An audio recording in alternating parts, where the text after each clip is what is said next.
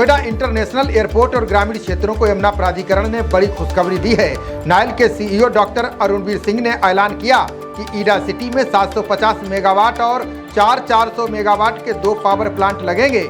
वहीं यमुना एक्सप्रेसवे प्राधिकरण के 96 गांव में पुस्तकालय बनाए जाएंगे। इससे ग्रामीण क्षेत्रों के बच्चों को प्रतियोगी परीक्षाओं की तैयारी में आसानी होगी। यमुना प्राधिकरण क्षेत्र में बनने वाले एयरपोर्ट में विद्युत सप्लाई कभी बाधित नहीं होगी।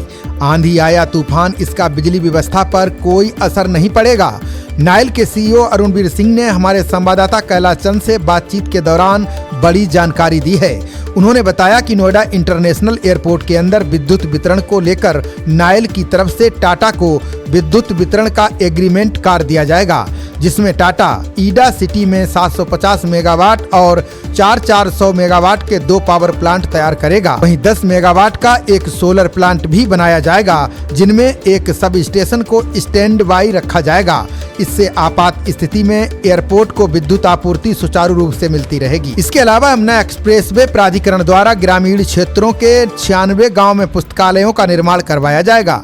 वर्तमान में 5 ग्रामों में ई लाइब्रेरी का निर्माण कार्य चल रहा है। वहीं 91 ग्रामों में लाइब्रेरी भवन हेतु निविदा आमंत्रण करने के बाद सितंबर तक इसे पूरा करने का लक्ष्य रखा गया है। इसको लेकर डॉक्टर अरुणवीर सिंह ने ग्राम डूंगरपुर रीलखा में प्राधिकरण की तरफ से बनाई जा रही पहली ई लाइब्रेरी भवन के निर्माण कार्य की गुणवत्ता का निरीक्षण किया। इस ई लाइब्रेरी में छात्र छात्राओं के अलावा ग्रामवासी पढ़ाई कर सकेंगे। मुख्य कार्यपालक अधिकारी ने इस लाइब्रेरी में एयर कंडीशन और कंप्यूटर की व्यवस्था का भी वादा किया है, जिसका प्रधान इंद्रजीत कसाना और हेमराज सिंह समेत अन्य ग्रामवासियों ने स्वागत किया है। एयरपोर्ट पर ATC को हैंडओवर कर दिया गया है, क्या है पूरा मामला? देखिए, ATC का संचालन एयरपोर्ट अथॉरिटी करती है और वहाँ पर जो है इक्विपमेंट भी वही लगाती है, जो रडार होते हैं, जो डिफरेंट प्रकार के उपकरण होते हैं, जो नेविगेशन इक्विपमेंट्स होते हैं, सारा का सारा इंस्टॉलेशन जो है AI करती है और वही उसको ऑपरेट भी करती है। और AI को पूरा हैंडओवर कर दिया गया। अब वो अपने नेविगेशन इक्विपमेंट और रडार सिस्टम सब लगा रहे हैं, सब जगह फिट कर रहे हैं और अगले 30 दिनों में ये पूरा काम कर लेंगे। उसके बाद इसके ट्रायल शुरू हो सकते हैं। इसके अलावा रनवे का काम भी पूरा हो गया, रनवे तैयार है। और जैसा मैंने पहले बताया था, पर्जिन जो एक पर्टिकुलर स्पेसिफिक मटेरियल है, उसका भी काफ़ी प्रोडक्शन हो रहा है। तो जो हमारा टर्मिनल बिल्डिंग का जो ऊपर के कवर लगने थे और जो छत का काम रुका हुआ था, वो भी समय से पूरा हो जाएगा और दिसंबर में निश्चित तौर से यहाँ पर कुछ ना कुछ ट्रायल उड़ाने शुरू हो जाएंगे। देखिए, जो ज्यूरिक बना रही है जेवर इंटरनेशनल एयरपोर्ट, उसके लिए पावर के लिए उनकी जो डिमांड थी 19 मेगावाट की शुरू में थी, फिर इसी तरह से अलग अलग डिमांड थी। उन्होंने अपनी एप्लीकेशन डाल दी है। इनके लिए लाइन हमने सेक्टर 32 तक सेक्टर 18 से बिछा दी है। इसके साथ साथ पहले से लाइन पड़ी हुई है, जहांगीरपुर से भी पड़ी हुई है। 2 सब स्टेशन बनाए जाएंगे, एक से बिजली ली जाएगी और एक स्टैंड बाई में रहेगा। चूँकि एयरपोर्ट ऐसी चीज़ है कि वहाँ पर आप अफोर्ड नहीं कर सकते हैं कि बिजली कट जाए और फिर पावर पर चेंज हो, इन्वर्टर पे चेंज हो या जनरेटर पे चेंज हो। तो दोनों स्टैंड रहेगा। 33 kV के 2 बिजली घरों के साथ ये पावर सप्लाई शुरू होगी अंदर। बाद में इसको भी बढ़ा करके 2 से 20 kV किया जाएगा। जो पावर है उसकी प्रचुर व्यवस्था यहाँ पर जहांगीरपुर के सब स्टेशन की वजह से सेक्टर 18 में 2 से 20, सेक्टर 24 में 2 से 20 और 4 से 32 में ये सभी एनर्जाइज हो गए, सभी बन गए हैं। सेक्टर 28 में भी एक हम पावर स्टेशन 2 से 20 kV का बना रहे हैं, उसका पैसा हमने रिलीज़ कर दिया है। तो ये उनकी जो पावर की डिमांड थी, उसके लिए जो लाइन बिछानी थी वो लाइन बिछ गई, जो डिमांड थी हो गई। अब उन्होंने टाटा पावर को अपनी इंटरनल सप्लाई के लिए चुना है, जो वहाँ पर लाइनिंग लेगी और 10 मेगावाट पावर जो है उसको डिस्ट्रीब्यूट करेगी, जो यूपी पावर कॉर्पोरेशन से मिलेगा। और साथ ही साथ उसका सारा लाइनिंग, उसका मेंटेनेंस सब टाटा पावर करेगी। साथ ही साथ टाटा पावर 10 मेगावाट का सोलर पैनल भी लगाएगी और उसको भी पूरा मेंटेन करेगी और वो ग्रिड में जाएगा, वो भी मिलेगा। इन्होंने सीधे डायरेक्ट लाइसेंसिंग के लिए भी अप्लाई किया है पावर कॉर्पोरेशन से, जिस पे कि सैद्धांतिक सहमति हो गई है। तो पावर के लिए जो भी निर्धारित अव्यय थे, जितनी चीज़ें होनी थी सभी हो गई हैं, जिससे कि चूँकि अगर दिसंबर के अंतिम सप्ताह में उड़ान होनी है तो उसके पहले ये पावर का काम पूरा हो जाना चाहिए था।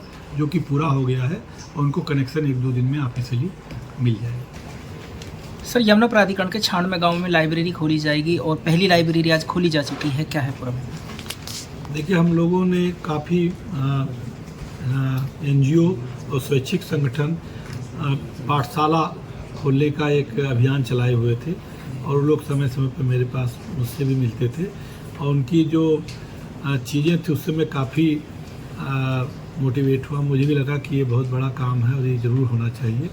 तो हम लोगों ने शुरुआती दौर में 6 लाइब्रेरी खोलने के लिए सैंक्शन किया था, जिसमें एक जगह पूरा हो गया डोंगरपुर इलाका में और 5 जगह 31 अगस्त तक पूरा हो जाएगा। ये जो लाइब्रेरी खोली जा रही है इसमें जो है सब किताबों की सारी व्यवस्था अथॉरिटी कर रही है। कुर्सियाँ, मेज, बेड जिस पे बैठ करके लोग पढ़ सकें लाइब्रेरी में। साथ ही साथ वहाँ मेंटेनेंस के लिए रेलिंग वगैरह भी लगाई जा रही कि जिससे वहाँ पर और कोई दिक्कत ना हो। साथ ही साथ हर लाइब्रेरी में एयर कंडीशनिंग भी की जा रही है और कुछ कंप्यूटर अभी डेस्कटॉप रखे जा रहे हैं।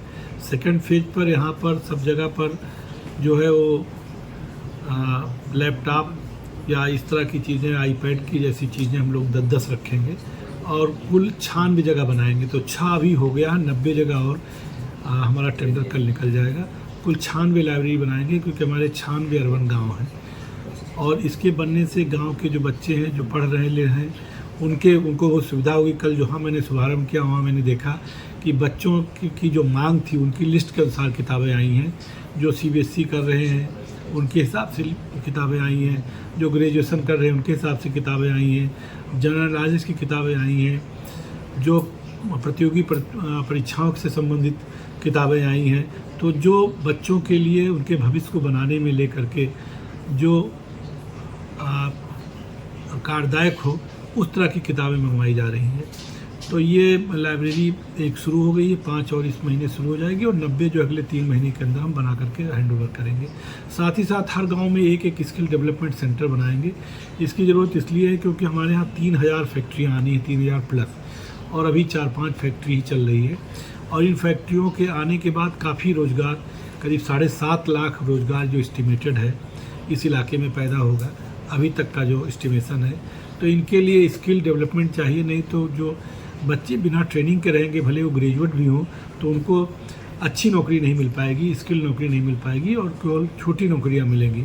तो उनको स्किल देना, जो कंपनियां आ रही हैं वो वहाँ किस किस तरह का स्किल ट्रेनिंग चाहिए उनसे लिस्ट लेकर के उन्हीं कंपनियों को सहयोग से हर गांव में स्किल डेवलपमेंट सेंटर चलाएंगे और ये 96 गाँव में लाइब्रेरी और स्किल डेवलपमेंट सेंटर चलाने का हमारा कार्यक्रम है, जो अगले 3 से 4 महीने में सब जगह बन जाएगा और सब जगह शुरू हो जाएगा। इससे जो क्षेत्रीय जो रोजगार है, युवा हैं, उनको तैयार किया जा सकेगा कि आने वाले कल में उनको जॉब यहीं पर मिल सके और ये जॉब उन्हीं के लिए होगा जिनकी ज़मीनें एक्वायर हुई हैं। इसमें अभी इस तरह की भी शिकायतें बहुत आती रही हैं, जो अनुभव रहा है नोएडा में, ग्रेटर नोएडा में, यमुना में, कि बाहर के लोग जो है आई कार्ड बनवा करके यहाँ स्थानीय लोगों के रोज़गार ले लेते हैं। तो इसलिए जो एक्विजिशन के जो पेपर्स हैं, जो नक्शा 11 है, वो आधार बनाएंगे, उसके आधार पर ID कार्ड बनाएंगे, तभी जा कर के क्षेत्रीय लोगों को रोज़गार मिल सकेगा। तो ये हमारी योजना है। खबरों का सिलसिला जारी रहेगा, देखते रहिए जनप्रवाद। नमस्कार।